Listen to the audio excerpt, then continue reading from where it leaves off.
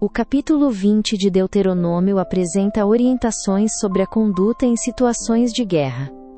Começa com encorajamento espiritual, ressaltando que a presença de Deus acompanha o povo na batalha, independentemente do tamanho do exército inimigo.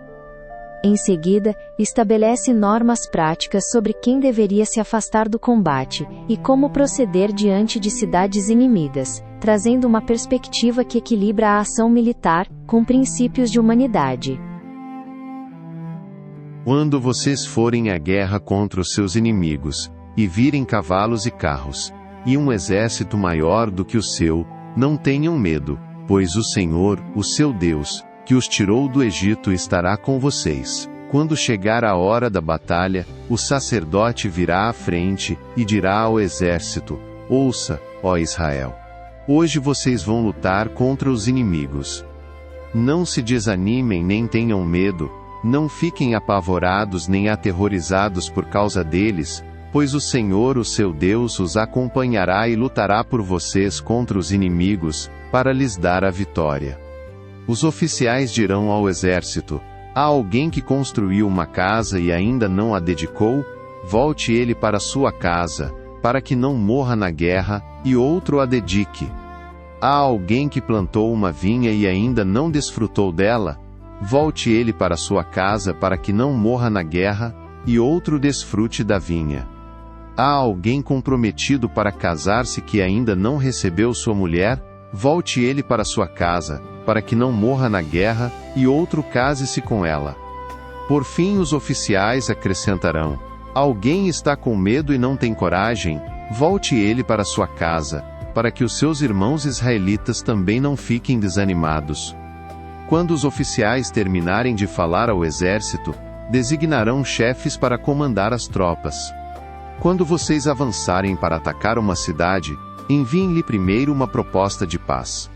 Se os seus habitantes aceitarem, e abrirem suas portas, serão seus escravos e se sujeitarão a trabalhos forçados.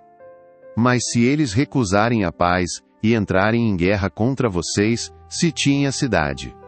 Quando o Senhor, o seu Deus, entregá-la em suas mãos, matem ao fio da espada todos os homens que nela houver. Mas as mulheres, as crianças, os rebanhos, e tudo o que acharem na cidade será de vocês. Vocês poderão ficar com os despojos dos seus inimigos dados pelo Senhor, o seu Deus. É assim que vocês tratarão todas as cidades distantes que não pertencem às nações vizinhas de vocês.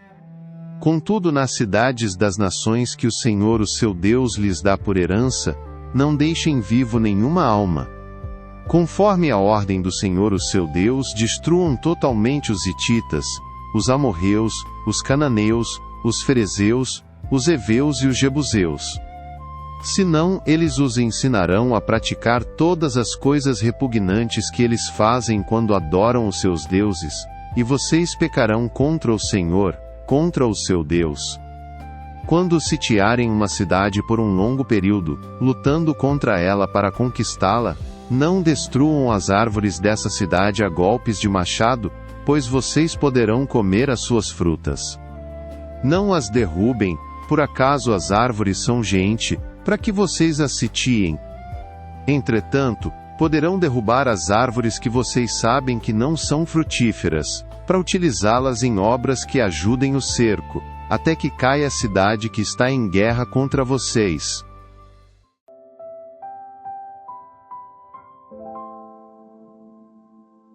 Este capítulo revela uma tensão importante entre a realidade da guerra e valores espirituais.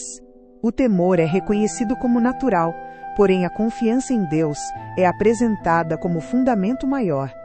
As disposições sobre quem retorna para casa reconhecem que circunstâncias pessoais e emocionais são relevantes na ação coletiva.